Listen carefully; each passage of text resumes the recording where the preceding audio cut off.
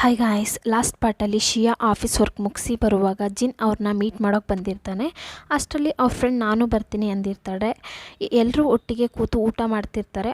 Assistant ಲೀನು ಕೂತಿರ್ತಾರೆ. ಚೆನ್ನಾಗಿ ಹೋಗ್ತಾ ಇರುತ್ತೆ. ಅಷ್ಟರಲ್ಲಿ ಶಿಯಾ ಫ್ರೆಂಡ್ ದಿಢೀರಂತ ಅವಳ ಪ್ರಾಬ್ಲಮ್ ಬಗ್ಗೆ ಮಾತಾಡೋಕ್ಕೆ ಸ್ಟಾರ್ಟ್ ಮಾಡ್ತಾಳೆ. ನನ್ನಿಂದ ಸರಿಯಾಗಿ ರೆಂಟ್ ಕೊಡೋಕ್ಕಾಗ್ತಿಲ್ಲ, ಆ ಓನರ್ ಬೇರೆ ಮನೆ ಖಾಲಿ ಮಾಡೋಕ್ಕೆ ಹೇಳಿದ್ರು, ನೆಕ್ಸ್ಟ್ ಏನು ಮಾಡೋದು ಅಂತ ನನಗೆ ಗೊತ್ತಿಲ್ಲ. ಇದೆಲ್ಲ ಕೇಳಿದ್ಮೇಲೆ ಶಿಯಾ ಕೆಲವು ವಿಷಯನ ಥಿಂಕ್ ಮಾಡಿ ನೋಡ್ತಾರೆ. ನಾವಿವಾಗ ಜಿನ್ ಜೊತೆ ಒಂದೇ ಮನೇಲಿ ಇದ್ದೀನಿ, ಅದು ಸಪ್ರೇಟಾಗಿ ಇದ್ದೀನಿ, ನೀನು ಬೇಕಿದ್ರೆ ನಮ್ಮ ಮನೇಲಿ ಬಂದಿರು ಅಂತ ಹೇಳ್ತಾಳೆ. ಜಿನ್ ಹೇಗಿದ್ದರೂ ಸರಿ ಅಂತಲೇ ಹೇಳ್ತಾರೆ ಅಂದು ಜಿನ್ನ ನೋಡ್ತಾರೆ.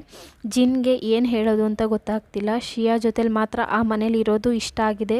ಇವಾಗ ಏನು ಹೇಳಿ ಸಂಭಾಳಿಸೋದು ಅಂತ ಗೊತ್ತಾಗದೆ ಅವನು ಅಸಿಸ್ಟೆಂಟ್ ಲೀನ ನೋಡಿ ಸಿಗ್ನಲ್ ಮಾಡ್ತಾ ಇದ್ದಾನೆ. ಲೀನು ಅದನ್ನ ಅರ್ಥ ಮಾಡಿಕೊಂಡು, ನಿಮಗೆ ಬೇಕು ಅಂದರೆ ನನ್ನ ಮನೇಲಿ ಬಂದು ಸ್ಟೇ ಮಾಡಿ, ನನಗೇನು ಪ್ರಾಬ್ಲಮ್ ಇಲ್ಲ, ನೀವು ಬೇರೆ ಮನೆಗೆ ಶಿಫ್ಟ್ ಆಗೋವರೆಗೂ ನನ್ನ ಮನೇಲೇ ಸ್ಟೇ ಮಾಡ್ಬೋದು. ಇದನ್ನ ಕೇಳಿದೆ ಶಿಯಾ. ಇಲ್ಲ ನನ್ನ ಫ್ರೆಂಡ್ ನನ್ನ ಜೊತೆನೇ ಸ್ಟೇ ಮಾಡೋದು ಒಳ್ಳೆಯದು ಅನ್ನುವಾಗ, ಆದರೆ ಲಿನ್ ನನಗೆ ಅದೆಲ್ಲ ಬೇಕಾಗಿಲ್ಲ, ಶಿಯಾ ಫ್ರೆಂಡ್ ನೇಮ್ ಲಿನ್, ನಾನು ಅಸಿಸ್ಟೆಂಟ್ ಲೀ ಜೊತೆನೇ ಸ್ಟೇ ಮಾಡ್ತೀನಿ, ನನಗೆ ಓಕೆ ಅಂತ ಹೇಳ್ತಾರೆ. ಯಾಕೆ ಅಂದರೆ ಲಿನ್ಗೆ ಅಸಿಸ್ಟೆಂಟ್ ಲೀ ಅಂದರೆ ಇಷ್ಟ ಅಲ್ವಾ. ಎಲ್ಲರೂ ಮಾತಾಡಿದ ಮೇಲೆ ಶಿಯಾಗೆ ಒಂದು ಕಾಲ್ ಬರುತ್ತೆ. ಮೂವಿಯಲ್ಲಿ ಸೈಡ್ ರೋಲ್ ಆ್ಯಕ್ಟ್ ಮಾಡೋಕ್ಕೆ ಚಾನ್ಸ್ ಸಿಕ್ಕಿದೆ ಅಂತ ಅವ್ರ ಆಫೀಸಿಂದ ಕಾಲ್ ಮಾಡಿ ಹೇಳ್ತಾ ಇದ್ದಾರೆ. ಆದರೆ ಆ ಶೂಟಿಂಗ್ ನಡೆಯೋ ಜಾಗ ತುಂಬ ದೂರದಲ್ಲಿದೆ. ಇವಳಿಗೆ ತುಂಬ ದಿನದ ಮೇಲೆ ಒಳ್ಳೆ ಚಾನ್ಸ್ ಸಿಕ್ಕಿದೆ. ಇದನ್ನ ಅರ್ಥ ಮಾಡ್ಕೊಳ್ದೆ ಜಿನ್, ಇವಳೇನಕ್ಕೆ ಇಷ್ಟು ದೂರ ಶೂಟಿಂಗ್ ಹೋಗ್ತಾ ಇದ್ದಾಳೆ, ಒಂದು ವೇಳೆ ನಾವು ಮ್ಯಾರೇಜ್ ಮಾಡಿ ಒಟ್ಟಿಗೆ ಇರೋದು ಇಷ್ಟ ಆಗಿಲ್ವಾ ಅಂತ ಅವನೊಳಗೆ ಯೋಚನೆ ಮಾಡಿ, ಸರಿ ನಿನಗೆ ಇಷ್ಟ ಇದ್ದರೆ ಮಾಡು, ಶೂಟಿಂಗ್ ನಡೆಯೋ ಜಾಗಕ್ಕೆ ನೀನು ಕರೆಕ್ಟ್ ಟೈಮ್ ರೀಚ್ ಮಾಡೋಕ್ಕೆ ನಾನು ಹೆಲ್ಪ್ ಮಾಡ್ತೀನಿ ಅನ್ನುವಾಗ ಫಸ್ಟ್ ಶಿಯಾಗೆ ಸಖತ್ ಖುಷಿಯಾಗಿದೆ. ಮನೆಗೆ ಹೋಗಿದೆ ಶಿಯಾ ವ್ಯಾಂಗ್ಗೆ ಕಾಲ್ ಮಾಡಿ, ಇವಾಗಾದರೂ ಫ್ರೀ ಆಗಿದ್ದೀರಾ ಇಲ್ವಾ, ನಿಮ್ಮ ಅಡ್ರೆಸ್ ಹೇಳಿ, ನಾನು ನಿಮ್ಮ ಡಾಗ್ನ ತಂದು ಕೊಡ್ತೀನಿ, ನಾನಿನ್ನೂ ವರ್ಕಲ್ಲೇ ಇದ್ದೀನಿ, ಇದ್ರೂ ಪರವಾಗಿಲ್ಲ, ನೀವು ಬನ್ನಿ ಅಂದು ಅವ್ನ ಮನೆ ಅಡ್ರೆಸ್ ಕೊಡ್ತಾನೆ. ಮನೆಗೆ ಹೋಗಿ ಡಾಗ್ನ ಕೊಟ್ಟು ಹೊರಗಡೆ ಬರೋಣ ಅಂದ್ಕೊಂಡ್ರೆ ವ್ಯಾಂಗ್ಗೆ ಹುಷಾರಿಲ್ಲ, ಅವನಿಗೆ ಫೀವರ್. ಅದನ್ನ ನೋಡಿ ಈ ಮನೇಲಿ ಯಾರೂ ಇಲ್ವಾ, ನೀವು ಮಾತ್ರ ಇದ್ದೀರಾ, ಫೀವರ್ ಜಾಸ್ತಿ ಇರೋ ಥರ ಇದೆ. ಇದನ್ನ ಕೇಳಿದೆ ವ್ಯಾಂಗು, ಹೌದು ಈ ಮನೇಲಿ ನಾನು ಒಬ್ಬನೇ ಇದ್ದೀನಿ, ನಮ್ಮ ಅಪ್ಪ ಅಮ್ಮ ಇದ್ದಾರೆ, ಆದರೆ ಬಿಸ್ನೆಸ್ ವಿಷಯವಾಗಿ ಅವಾಗವಾಗ ಹೊರಗಡೆ ಹೋಗ್ತಾನೆ ಇರ್ತಾರೆ. ವ್ಯಾಂಗ್ ಮಾತಾಡೋದ್ರಲ್ಲಿ ನೋಡಿ ಶಿಯಾ ಗೊತ್ತಾಗುತ್ತೆ ಇವ್ರ ಅಪ್ಪ ಅಮ್ಮ ಇವನ್ನ ಕ್ಯಾರಿಂಗಾಗಿ ನೋಡ್ಕೊಳ್ಳೋದಿಲ್ಲ ಅಂತ. ಇವನ ಹತ್ರ ಮಾತಾಡಿ ಹಾಗೆ ಹೊರಗಡೆ ಹೋಗುವಾಗ ಶಿಯಾ ಒಂದು ಚಿಕ್ಕ ಹೆಲ್ಪ್ ಮಾಡೋಣ ಅಂದು ವ್ಯಾಂಗೋಸ್ಕರ ಫುಡ್ಡೆಲ್ಲ ರೆಡಿ ಮಾಡಿ ಹೋಗ್ತಾಳೆ. ಸ್ವಲ್ಪ ಟೈಮ್ ನಂತರ ನಿದ್ದೆಯಿಂದ ಎದ್ದು ಅವನ ಪಕ್ಕದಲ್ಲಿ ಫುಡ್ ಇರೋದು ನೋಡಿ ಸಂತೋಷ ಪಡ್ತಾನೆ. ಅವನು ಸ್ಟಾರ್ಟಿಂಗಿಂದಲೂ ಶಿಯಾನ ಮೀಟ್ ಮಾಡೋ ಚಾನ್ಸ್ನ ಬೇಕು ಅಂತಲೇ ಕ್ರಿಯೇಟ್ ಮಾಡ್ತಾ ಇರ್ತಾನೆ. ಕಟ್ ಮಾಡಿದ್ರೆ ಮಾರ್ನಿಂಗ್ ಶಿಯಾ ಶೂಟಿಂಗೋಸ್ಕರ ರೆಡಿಯಾಗಿ ಕೆಳಗಡೆ ಬರ್ತಾರೆ. ಅದೇ ಟೈಮ್ಗೆ ಜಿನ್ನು ಕಾರಲ್ಲಿ ಬಂದು, ನಾನು ನಿನ್ನ ಹತ್ರ ಮೊದಲೇ ಹೇಳಿದ್ದೆ ತಾನೇ, ನೀನು ಶೂಟಿಂಗ್ ಹೋಗ್ತೀಯ ಅಂದರೆ ನನಗೆ ಓಕೆ, ಆ ಜಾಗದವರೆಗೂ ನಾನೇ ಡ್ರಾಪ್ ಮಾಡ್ತೀನಿ ಅಂದು ಅವಳು ಸರಿ ಎಂದು ಕಾರಲ್ಲಿ ಟ್ರಾವೆಲ್ ಮಾಡ್ತಾ ಹೋಗ್ತಾರೆ. ಹೋಗೋ ದಾರಿ ಫುಲ್ಲು ಜಿನ್ ಶೂಟಿಂಗ್ ಹೆಂಗಾದರೂ ಇರಲಿ, ನೀನು ಅಲ್ಲಿಗೆ ಹೋದ್ಮೇಲೆ ನನಗೋಸ್ಕರ ಕೆಲವು ರೂಲ್ಸ್ನ ಫಾಲೋ ಮಾಡಬೇಕು ಅಂದು ಒಂದು ದೊಡ್ಡ ಲಿಸ್ಟ್ನ ಹೇಳೋಕ್ಕೆ ಸ್ಟಾರ್ಟ್ ಮಾಡ್ತಾನೆ. ರೊಮ್ಯಾಂಟಿಕ್ ಸೀನ್ ಇರಬಾರ್ದು, ಯಾರ ಹತ್ರನೂ ಗೊತ್ತಿಲ್ಲದೆ ಇರೋರ ಜೊತೆ ಮಾತಾಡಬಾರ್ದು, ನಾನು ಕೊಟ್ಟು ವೆಡ್ಡಿಂಗ್ ರಿಂಗ್ ಎಲ್ಲಿದೆ ಅದನ್ನ ಕೇಳಿ ಇಸ್ಕೊಂಡು ಶಿಯಾ ಬೆರಳಲ್ಲಿ ಹಾಕ್ತಾನೆ, ನಿನ್ನ ಕೈಯಲ್ಲೇ ಇರಲಿ, ಆವಾಗಲೇ ಎಲ್ಲ ವಿಷಯನೂ ಸೇಫಾಗೇ ಆಗುತ್ತೆ ಅಂದು ಶೂಟಿಂಗ್ ಸ್ಪಾಟ್ ಬಂತು ಅಂದು ಇವಳನ್ನ ಇಳಿಸುವಾಗ ಎಲ್ಲೋ ಬಿಟ್ಟು ಹೋಗೋ ಹಾಗೆ ತಪ್ಕೊಂಡು ಫೀಲ್ ಮಾಡ್ತಾ ಇದ್ದಾನೆ. ಅದ್ರ ಮೇಲೆ ಜಿನ್ ಅಲ್ಲಿಂದ ಕಾರಲ್ಲಿ ಹೋಗುವಾಗ ಅಸಿಸ್ಟೆಂಟ್ ಲೀ ಹತ್ರ ಮಾತಾಡ್ತಾ ಹೋಗ್ತಾ ಇದ್ದಾನೆ. ಈ ಮೂವಿಲಿ ಆ್ಯಕ್ಟ್ ಮಾಡೋಕ್ಕೆ ಹೇಗೆ ದಿಢೀರಂತ ಶಿಯಾಗೆ ಚಾನ್ಸ್ ಸಿಕ್ತು, ಅಸಿಸ್ಟೆಂಟ್ ಲೀನು ಡೀಟೇಲ್ಸ್ ನೋಡಿ ಅದು ಹಾರೋ ಪ್ರಾಜೆಕ್ಟ್, ಈ ಫಿಲ್ಮಲ್ಲಿ ಆ್ಯಕ್ಟ್ ಮಾಡೋಕ್ಕೆ ರೆಕಮೆಂಡ್ ಮಾಡಿರೋದೇ ಅವರೇ ಅಂತ ಹೇಳ್ತಾನೆ. ಈ ವಿಷಯನ ಕೇಳುವಾಗ ಜಿನ್ಗೂ ಇಷ್ಟ ಆಗಲ್ಲ. ಆದರೆ ಶಿಯಾ ಆ್ಯಕ್ಟಿಂಗ್ ಫೀಲ್ಡಲ್ಲೇ ಹೋಗಬೇಕು ಅಂತ ಆಸೆ ಪಟ್ಟಿರ್ತಾಳಲ್ಲ, ಅದಕ್ಕೆ ಸರಿ ಅಂತ ಬಿಡ್ತಾನೆ. ಶಿಯಾ ಶೂಟಿಂಗ್ ಸ್ಪಾಟ್ಗೆ ಎಂಟ್ರಿ ಆಗುವಾಗ ಅಲ್ಲಿ ಹಾರೋ ವೆಯ್ಟ್ ಮಾಡ್ತಾ ಇದ್ದಾಳೆ ರೆಡಿಯಾಗಿ. ಇವ್ರ ಪಕ್ಕದಲ್ಲಿ ಇರೋ ಪರ್ಸನ್ನ ಶಿಯಾಗೆ ಇಂಟ್ರೂ ಮಾಡಿ, ಇವರೇ ಈ ಫಿಲ್ಮಲ್ಲಿ ನಿನ್ನ ಜೊತೆ ಆ್ಯಕ್ಟ್ ಮಾಡ್ತಾರೆ ಅಂತ ಹೇಳಿ ಇವರಿಬ್ಬರೂ ಮಾತಾಡೋ ಹಾಗೆ ಟ್ರೈ ಮಾಡ್ತಾ ಇದ್ದಾಳೆ.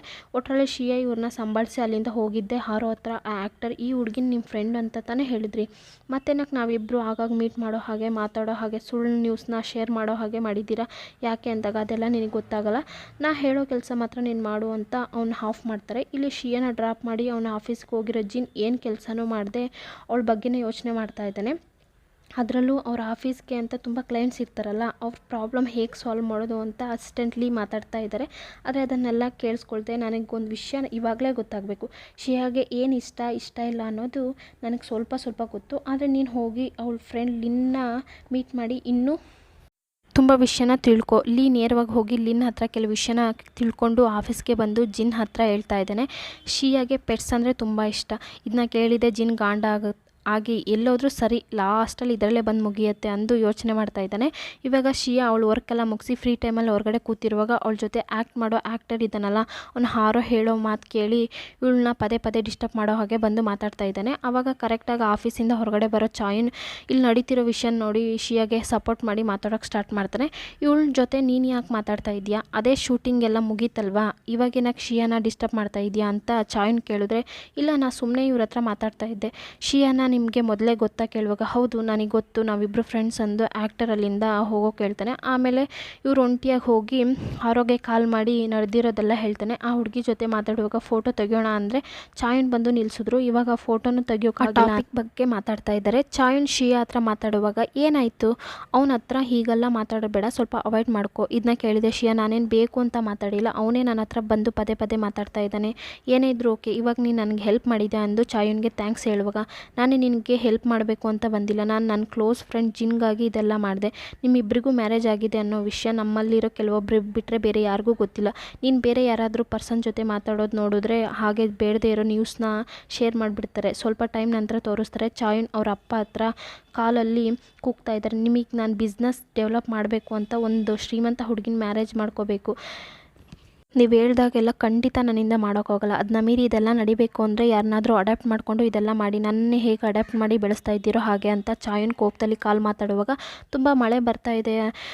ಇಲ್ಲಿಂದ ಶಿಯಾ ಬರೋಳು ಛತ್ರಿ ತೊಗೊಂಡು ಇವನಿಗೆ ಹೆಲ್ಪ್ ಮಾಡೋಕೆ ನೋಡಿದ್ರೆ ಚಾಯುನ್ನು ಇವನ ಹತ್ರನೇ ಕೂಗೋಕ್ಕೆ ಸ್ಟಾರ್ಟ್ ಮಾಡ್ತಾನೆ. ನೀನೇನಕ್ಕೆ ಇಲ್ಲಿಗೆ ಬಂದೆ, ನಾನು ಫೋನ್ ಮಾತಾಡ್ತಾ ಇದ್ದೀನಿ ಅನ್ನೋದು ಗೊತ್ತು ತಾನೆ. ಅವನ ಅಪ್ಪನ ಮೇಲಿರೋ ಕೋಪನ ಯಾರ ಮೇಲೆ ತೋರಿಸೋದು ಅಂತ ಗೊತ್ತಾಗದೆ ಶಿಯನ್ ಬೈತಾನೆ. ನಾನು ಫೋನಲ್ಲಿ ಏನು ವಿಷಯ ಮಾತಾಡ್ತಾ ಇದ್ದೀನಿ ಅನ್ನೋದು ಕೇಳಿಸ್ಕೋಬೇಕು ಅಂತ ತಾನೇ ಬಂದೀಯ, ಅದರಲ್ಲಿ ಏನೋ ಛತ್ರಿ ಕೊಟ್ಟು ಹೆಲ್ಪ್ ಮಾಡೋ ರೀತಿ ನಾಟಕ ಮಾಡ್ತಾ ಇದ್ದೀನಿ. ನಾನು ಶೂರಾಗಿ ಹೇಳೋಕ್ಕಾಗತ್ತೆ, ಜಿನ್ ಹತ್ರ ನೀನು ಇದೇ ಥರ ಏನೋ ಡ್ರಾಮಾ ಮಾಡಿದ್ದೀಯಾ, ಅವನ್ನ ಮ್ಯಾರೇಜ್ ಮಾಡೋಕ್ಕೆ ಅಂದಾಗ ಶಿಯಾ ಟೆನ್ಷನ್ ಆಗಿ ಛತ್ರಿನ ಬಿಗಾಸಿ ಅಲ್ಲಿಂದ ಹೋಗ್ತಾರೆ. ಇವಾಗ ಹಾಗೆ ಕಟ್ ಮಾಡಿದ್ರೆ ಆಲ್ರೆಡಿ ಶಿಯಾನೇ ತುಂಬ ಪ್ರಾಬ್ಲಮಲ್ಲಿದ್ದಾಳೆ. ಆ ಆ್ಯಕ್ಟರ್ ಬೇರೆ ಸುಮ್ಮನೆ ಇದ್ದೆ, ನಾನು ನಿಮ್ಮನ್ನ ಮೀಟ್ ಮಾಡಬೇಕು, ವರ್ಕ್ ವಿಷಯವಾಗಿ ನಿಮ್ಮ ಹತ್ರ ಮಾತಾಡಬೇಕು ಅಂದು ಕರೆಸಿ ಮಾತಾಡುವಾಗ ಶಿಯಗೆ ಅವನ ಹಿಂಸೆ ತಾಳದೆ ಚಾಯುನ್ಗೆ ಮೆಸೇಜ್ ಮಾಡಿ ಬಂದು ಮೀಟ್ ಮಾಡೋಕೆ ಹೇಳಿರ್ತಾಳೆ. ಆ ಮೆಸೇಜ್ ನೋಡಿದ್ದೆ ಇವನಿಗೆ ಖುಷಿ ಆಗ್ತಾ ಇದೆ, ಈ ಹುಡುಗಿ ಮಾಡಿರೋದು ತಪ್ಪು ಅಂತ ಇವಾಗ ಅರ್ಥ ಆಗಿದೆ ಅನಿಸುತ್ತೆ, ಖಂಡಿತ ನನ್ನ ಹತ್ರ ಕೋಪದಲ್ಲಿ ನಡ್ಕೊಂಡಿರೋದಕ್ಕೆ ಸಾರಿ ಕೇಳೋಕ್ಕೆ ಬರೋಕ್ಕೆ ಹೇಳಿರೋದು ಅಂತ ಚಾಯುನ್ ಕರೆಕ್ಟಾಗಿ ಒಳಗಡೆ ನೋಡುವಾಗ ಆ ಆ್ಯಕ್ಟರ್ ಶಿಯಾಗೆ ಡ್ರಿಂಕ್ ಮಾಡೋ ಥರ ಟಾರ್ಚರ್ ಮಾಡ್ತಾ ಇದ್ದಾನೆ. ಅದನ್ನ ಕರೆಕ್ಟಾಗಿ ಚಾಯುನ್ ನೋಡ್ತಾನೆ. ಆ ಆ್ಯಕ್ಟರ್ನ ನೋಡಿ, ನಾ ಮೊದಲೇ ಹೇಳಿದಿಂತಾನೆ ಶೀನಾ ಡಿಸ್ಟರ್ಬ್ ಮಾಡೋ ರೀತಿ ಯಾವ ಕೆಲಸನೂ ಮಾಡಬೇಡ ಅಂದು ಅಲ್ಲಿಂದ ಇವಳನ್ನ ಹೊರಗಡೆ ಕರ್ಕೊಂಡು ಹೋಗಿ ಮಾತಾಡ್ತಾ ಇದ್ದಾನೆ. ಸರಿ, ನಾನು ಮಾಡಿದ ತಪ್ಪೆ, ನಾನು ನಮ್ಮ ಅಪ್ಪನ ಮೇಲಿರೋ ಕೋಪನ ನಿನ್ನ ಮೇಲೆ ತೋರಿಸ್ಬಾರ್ದಿತ್ತು ಅಂತ ಹೇಳಿ ಚಾಯುನ್ನು ಅವ್ನು ಮಾಡಿದ ತಪ್ಪಿಗೆ ಸಾರಿ ಕೇಳ್ತಾ ಇದ್ದಾನೆ. ಶಿಯಾ, ನಮ್ಮಿಬ್ಬರು ನಡುವೆ ಏನಕ್ಕೆ ಈ ಥರ ಬೇಡದಿರೋ ಪ್ರಾಬ್ಲಮ್, ಜಿನ್ ನನ್ನ ಫ್ರೆಂಡ್ ಅಂದರೆ ನೀನು ನನ್ನ ಫ್ರೆಂಡೇ, ಈ ಆಫೀಸಲ್ಲಿ ಏನಾದರೂ ಪ್ರಾಬ್ಲಮ್ ಅಥವಾ ಏನಾದರೂ ಹೆಲ್ಪ್ ಬೇಕು ಅಂದರೆ ನನಗೆ ಇನ್ಫಾರ್ಮ್ ಮಾಡು ಅಂದು ಹೇಗೋ ಇಬ್ಬರು ಫ್ರೆಂಡ್ಸ್ ಆಗ್ತಾರೆ. ಆದರೆ ಏನು ಪ್ರಾಬ್ಲಮ್ ಅಂದರೆ ಇವರಿಬ್ಬರು ಒಟ್ಟಿಗೆ ನಿಂತು ಮಾತಾಡೋದು, ಆ್ಯಕ್ಟರ್ ಫೋಟೋ ತೆಗಿತಾನೆ, ಅದು ಇವರಿಬ್ರಿಗೆ ಗೊತ್ತಿಲ್ಲದಾಗೆ. ಚಾಯುನ್ಗೆ ಈ ಥರ ಪದೇ ಪದೇ ನಡೆಯೋದು ಸ್ವಲ್ಪ ಡೌಟ್ ಬರುತ್ತೆ.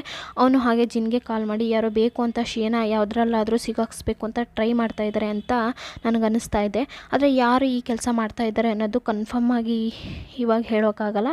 ಶಿಯಾ ಶೂಟಿಂಗಲ್ಲಿ ಇರೋದ್ರಿಂದ ಹೋಟೆಲಲ್ಲೇ ಸ್ಟೇ ಮಾಡಿದ್ದಾರೆ. ಇವಳನ್ನ ಮೀಟ್ ಮಾಡೋಕ್ಕೆ ಜಿನ್ ಡೈರೆಕ್ಟಾಗಿ ಇಲ್ಲಿಗೆ ಬಂದಿದ್ದಾನೆ. ಅದು ಶಿಯಾಗೆ ಇಷ್ಟ ಆಗೋ ರೀತಿ ಪೆಟ್ನ ಪ್ರೆಸೆಂಟ್ ಮಾಡ್ತಿದ್ದಾನೆ. ಆಮೇಲೆ ಹೊರಗಡೆ ಬಂದಿದ್ದೆ ಅವಳ ಹತ್ರ ಮಾತಾಡೋಕ್ಕೆ ಸ್ಟಾರ್ಟ್ ಮಾಡ್ತಾನೆ. ನೀ ಈ ಜಾಗದಲ್ಲಿ ಒಬ್ಬಳೇ ಇದ್ದು ವರ್ಕ್ ಮಾಡೋದು ಸೇಫ್ ಇಲ್ಲ, ನಾನು ನಿನ್ನ ಹತ್ರ ಮೊದಲೇ ಹೇಳಿದ್ದೆ ತಾನೇ ನಿನ್ನನ್ನು ಪಿಕಪ್ ಮತ್ತು ಡ್ರಾಪ್ ಮಾಡ್ತೀನಿ ಅನ್ನೋ ಇಲ್ವೋ, ನೀನು ನನ್ನ ಮನೇಲಿ ಸ್ಟೇ ಮಾಡೋದೇ ನಿನಗೆ ಸೇಫು. ಶಿಯಾ, ಇಲ್ಲ ನನಗೆ ಟೈಮ್ ಸಾಕಾಗಲ್ಲ, ಶೂಟಿಂಗ್ ಮುಗಿಸಿ ಮನೆಗೆ ಬರೋದು, ಹೀಗೆ ವರ್ಕ್ ಮುಗಿಯೋವರೆಗೂ ಮಾಡಿದ್ರೆ ನಾನು ಟಯರ್ಡ್ ಆಗ್ತೀನಿ. ಅಷ್ಟರಲ್ಲಿ ಅವಳ ಮೊಬೈಲ್ಗೆ ಒಂದು ಮೆಸೇಜ್ ಬರುತ್ತೆ, ಏನೋ ಎಮರ್ಜೆನ್ಸಿ ಅಂತ ಶೂಟಿಂಗ್ನ 2 ದಿನ ಕ್ಯಾನ್ಸಲ್ ಮಾಡಿದ್ದಾರೆ. ಜಿನ್ ನಗ್ತಾ ಕೂತಿದ್ದಾನೆ, ಯಾಕೆಂದರೆ ಈ ಕೆಲಸ ಮಾಡಿದವನೇ.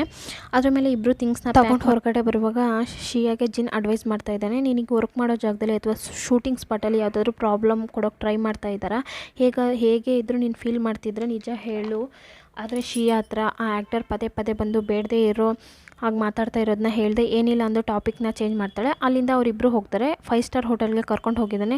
ಕರೆಕ್ಟಾಗಿ ಇವರಿಬ್ಬರು ಹೋಗಿ ಸಪ್ರೇಟ್ ರೂಮ್ ಇದೆಯಾ ಅಂತ ಕೇಳಿದಾಗ ಅವರು ಇಲ್ಲ ಅಂತ ಹೇಳ್ತಾರೆ. ಸ್ವಲ್ಪ ಟೈಮ್ ನಂತರ ಅಲ್ಲಿಂದ ಫ್ರೆಶ್ ಅಪ್ ಆಗಿ ಹೊರಗಡೆ ಹೋಗೋಣ ಅಂತ ಇವರಿಬ್ಬರು ಬಂದಿರ್ತಾರೆ. ಆದರೆ ಲಾಸ್ಟ್ ಟೈಮಲ್ಲಿ ಪ್ಲ್ಯಾನ್ ಚೇಂಜ್ ಆಗಿ ಇವತ್ತೊಂದು ದಿನ ಇಲ್ಲೇ ಸ್ಟೇ ಮಾಡೋಣ. ಶಿಯಾಗೆ ಬೇರೆ ಗಾಬರಿ ಆಗ್ತಾ ಇದೆ, ಯಾಕೆ ಅಂದರೆ ಮನೇಲಿ ಇಬ್ಬರಿಗೂ ಬೇರೆ ಬೇರೆ ರೂಮ್ ಇತ್ತು. ಇಬ್ಬರು ಫ್ರೆಶ್ ಆಗಿ ಬೆಡ್ಡಲ್ಲಿ ಮಲ್ಕೊಂಡು ಮಾತಾಡ್ತಾ ಇದ್ದಾರೆ. ಒಂದು ರಿಲೇಷನ್ಶಿಪ್ಪಲ್ಲಿ ಯಾವ ವಿಷಯ ಮುಖ್ಯವಾಗಿರಬೇಕು ಅಂತ ನೀನು ಆಸೆ ಪಡ್ತೀಯ ಅಂತ ಶಿಯಾನ ಹತ್ರ ಕೇಳಿದಾಗ ಇವಳು ಥಿಂಕ್ ಮಾಡಿ ನೋಡಿ, ಫಸ್ಟ್ ಟ್ರೂ ಆಗಿರಬೇಕು, ಕ್ಯಾರಿಂಗ್ ಆಗಿರಬೇಕು, ಆಮೇಲೆ ಸುಳ್ಳು ಹೇಳ್ಬಾರ್ದು. ಬಟ್ ಒಂದು ವೇಳೆ ನಾವು ಸುಳ್ಳು ಹೇಳಬೇಕು ಅನ್ನೋ ಸಿಚುವೇಶನ್ ಬಂದರೆ, ನಾನು ಬಂದು ಒಂದು ವಿಷಯದಲ್ಲಿ ಸುಳ್ಳು ಹೇಳಿದ್ದೀನಿ, ಅದು ಬಂದು ನಿನ್ನ ಟ್ರೀಟ್ಮೆಂಟ್ ಇದೆ ಅಲ್ವಾ ಅಂದು ತಿರುಗಿ ನೋಡಿದ್ರೆ ಶಿಯಾ ಮಲ್ಕೊಂಡಿದ್ದಾರೆ. ಇವ್ನು ಹೇಳಿದ್ದು ಕೇಳಿಸ್ಕೊಂಡ್ರೋ ಇಲ್ವೋ ಅನ್ನೋದು ಇವನಿಗೆ ಗೊತ್ತಿಲ್ಲ. ಇವನು ಹಾಗೆ ಮಲ್ಕೊತಾನೆ. ಕಟ್ ಮಾಡಿದ್ರೆ ನೆಕ್ಸ್ಟ್ ಡೇ ಮಾರ್ನಿಂಗ್ ಇವರಿಬ್ಬರು ಚೆನ್ನಾಗಿ ನಿದ್ದೆ ಮಾಡಿ ಎದ್ದು ಮನೆಗೆ ಹೋಗೋಕ್ಕೆ ಥಿಂಗ್ಸ್ ಎಲ್ಲ ಪ್ಯಾಕ್ ಮಾಡುವಾಗ ಹೊರಗಡೆಯಿಂದ ಏನೋ ಶಬ್ದ ಕೇಳಿಸ್ದಾಗೆ ಇಲ್ಲಿ ಕೆಲಸ ಮಾಡೋ ಹುಡುಗಿ ಅಪ್ಪ ತುಂಬ ಜನಕ್ಕೆ ದುಡ್ಡು ಕೊಡಬೇಕು, ಅವರು ಆ ದುಡ್ಡನ್ನ ಸರಿಯಾಗಿ ಕೊಟ್ಟಿಲ್ಲ ಅಂದು ಕೆಲವೊಬ್ಬರು ಬಂದು ಆ ಹುಡುಗಿ ಹತ್ರ ಪ್ರಾಬ್ಲಮ್ ಮಾಡ್ತಾ ಇದ್ದಾರೆ. ಜಿನ್ ರೂಮಿಂದ ಹೊರಗಡೆ ಬಂದಿದೆ. ಆ ಗುಂಡನ ತಡೆದು ನಿಲ್ಲಿಸಿ, ಈ ಹುಡುಗಿ ಅಪ್ಪ ಎಷ್ಟು ಹಣ ಕೊಡಬೇಕು ಅದನ್ನ ನಾನು ಕೊಡ್ತೀನಿ, ಇದ್ರ ಮೇಲೆ ಇವ್ರ ಹತ್ರ ಪ್ರಾಬ್ಲಮ್ ಮಾಡಬೇಡ ಅಂದು ಆ ಪರ್ಸ್ನ ಅಲ್ಲಿಂದ ಹೊರಗಡೆ ಕಳಿಸ್ತಾನೆ. ಎಲ್ಲ ಪ್ರಾಬ್ಲಮ್ ಮುಗಿಸಿ ಜಿನ್ ಮತ್ತು ಶಿಯಾ ಹೊರಗಡೆ ಬಂದರೆ ಹೊಸ್ದಾಗಿ ಇನ್ನೊಂದು ಆ ಕೆಲಸ ಮಾಡೋ ಹುಡುಗಿನ ಪದೇ ಪದೇ ಪ್ರಾಬ್ಲಮ್ ಬರ್ತಾ ಇದೆ ಅಂತ ಅಲ್ಲಿಂದ ಕೆಲಸದಿಂದ ತೆಗಿತಾರೆ. ಸರಿ ಅಂತ ಇವರಿಬ್ಬರು ಹುಡುಗಿನ ಅವ್ರ ಮನೇಲಿ ಡ್ರಾಪ್ ಮಾಡೋಣ ಅಂತ ಹೋಗುವಾಗ ಅವ್ರಿಗೆ ಗೊತ್ತಾಗುತ್ತೆ ಆ ಹುಡುಗಿನ ಸಪೋರ್ಟ್ ಮಾಡೋಕ್ಕೆ ಅಂತ ಅವ್ರ ಲೈಫಲ್ಲಿ ಒಳ್ಳೆ ಪರ್ಸನ್ ಯಾರೂ ಇಲ್ಲ ಅಂತ. ಇಷ್ಟು ದಿನ ಅವ್ರ ಅಪ್ಪನೇ ನೋಡ್ಕೊತಾ ಇದ್ರು. ಆದರೆ ಅವರಿಗೂ ಹುಷಾರಿ. ಇದೆಲ್ಲ ಕೇಳಿದೆ ಶಿಯಾ, ಬೇಕಾದರೆ ನನ್ನ ಅಸಿಸ್ಟೆಂಟಾಗಿ ನನ್ನ ಜೊತೆನೇ ಬಂದು ವರ್ಕ್ ಮಾಡ್ತೀಯ, ಇದನ್ನ ಕೇಳಿದೆ. ಆ ಹುಡುಗಿನ ಸಖತ್ ಖುಷಿಯಾಗಿ ಸರಿ ಅಂತಾಳೆ. ಸ್ಟ್ರೈಟಾಗಿ ಶೂಟಿಂಗ್ ಸ್ಪಾಟ್ಗೆ ಹೋಗಿ ಕೆಲಸ ಮಾಡೋಣ ಅಂದರೆ ಆ ಶೂಟಿಂಗೇ ಕ್ಯಾನ್ಸಲ್. ಶಿಯಾ ಹತ್ರ ಪದೇ ಪದೇ ಪ್ರಾಬ್ಲಮ್ ಮಾಡ್ತಿದ್ದ ಆ ಆ್ಯಕ್ಟರ್ನ ಫಸ್ಟ್ ತೆಗೆದಿದ್ದಾರೆ. ಹೇಗೆ ಇದೆಲ್ಲ ನಡೀತು ಅಂತ ಯೋಚನೆ ಮಾಡ್ತಾ ಇದ್ದಾಳೆ. ಆ್ಯಕ್ಚುಲಿ ಈ ಕೆಲಸನ ಜಿನ್ನೇ ಮಾಡಿರ್ತಾನೆ. ಹಾರೋನ ಈ ಮೂವಿನ ಪ್ರೊಡ್ಯೂಸರ್ ಅಂತ ಗೊತ್ತಾಗಿದೆ. ಸಪ್ರೇಟಾಗಿ ಮೀಟ್ ಮಾಡಿ ಸ್ವಲ್ಪ ಶೇರ್ಸ್ ಮತ್ತು ಪ್ರಾಜೆಕ್ಟ್ನ ಸ್ಟಾಪ್ ಮಾಡಿ ಶಿಯಾ ಹತ್ರ ಪ್ರಾಬ್ಲಮ್ ಮಾಡ್ತಿದ್ದ ಆ ಆ್ಯಕ್ಟರ್ನ ಆ ರೋಲಿಂದ ತೆಗೆದಿರ್ತಾನೆ. ಇದೆಲ್ಲ ಶಿಯಾಗೆ ಗೊತ್ತಿಲ್ಲ. ಇವಳು ಥಿಂಕ್ ಮಾಡ್ತಿರುವಾಗ ಇವಳ ನಂಬರ್ಗೆ ಒಂದು ಕಾಲ್ ಬರುತ್ತೆ. ಜಿನ್ಗೆ ಕಾರ್ ಆಕ್ಸಿಡೆಂಟ್ ಆಗಿ ಅವನ್ನ ಹಾಸ್ಪಿಟಲ್ಲಿ ಅಡ್ಮಿಟ್ ಮಾಡಿದ್ದಾರೆ ಅಂತ. ಸೊ ಇವತ್ತಿನ ಎಪಿಸೋಡ್ ಇಲ್ಲಿಗೆ ಮುಗೀತೆ. ಈ ಎಪಿಸೋಡ್ ಇಷ್ಟ ಆದರೆ ಲೈಕ್ ಮಾಡಿ, ಕಮೆಂಟ್ ಮಾಡಿ, ಹಾಗೆ ಮರೀದೆ ಸಬ್ಸ್ಕ್ರೈಬ್ನೂ ಮಾಡಿ. Thank you all. ಪ್ಲೀಸ್ ನನ್ನ ಚಾನಲ್ನ ಮರೀದೆ ಸಪೋರ್ಟ್ ಮಾಡಿ ಫ್ರೆಂಡ್ಸ್.